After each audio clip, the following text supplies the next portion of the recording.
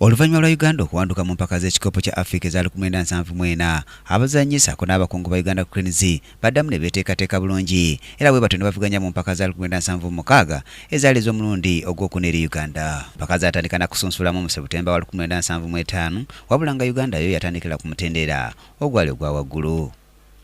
Ennaku z'omwezi 14 Septemba 1975 Uganda yaggulawo ne Mauritius era n'ekikuba ggoolo nnya ku bwereere ate bwe baddingana ng'ennaku z'omwezi 28 Septemba 1975 ne bagwa amaliri ga ggoolo emu ku emu bwetyo Uganda n'eyitawo ku mugatte gwa ggoolo 5 ku emu.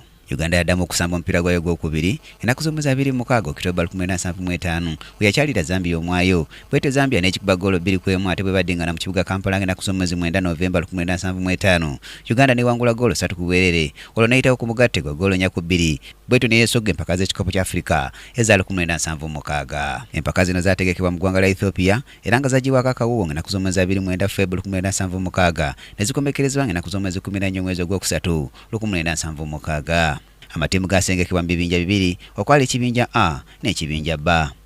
Uganda yateekebwa mu kibinja A omwali amatiimu ga Guinea, Misiri ne Ethiopia abaali abategesi.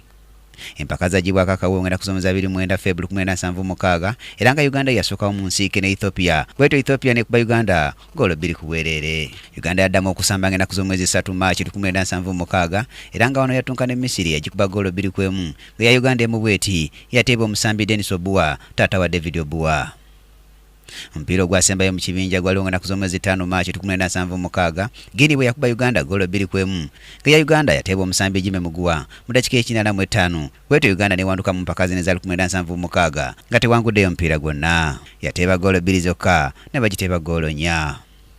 Empaka zeeyongerayo era bwesityo zaawangula Morocco bwe yakuba Guinea ku fayinolo. Ttiimu ya Uganda yavuganya mu mpaka zino yaleeta endekebwa omutendesi David Oti era nga omukasi wa ggoolo yali Hussein Matovu ate ng'abazibizi kwaliko Jimmy Kirunda ne Ashim Kasa. Abawutanyi kwaliko Edward Semwanga, Tom Lwanga, Godfrey Kisitu ne Jimmy Muguwa. Abatebi kwaliko Dennis Obua, Francis Kulabigo, Moses Nsereko, Stanley Mubiru, Philip Omondi, Lewadra, Pole Ouma, Mike Kiganda ne Alice Ndegeya. Olunaku olw'enkyalindira empaka za 1978 Uganda zeetabamu mulundi gwayo gwali ogwokutaano. Brian Katende mu byamizannyo KTV amalindirire.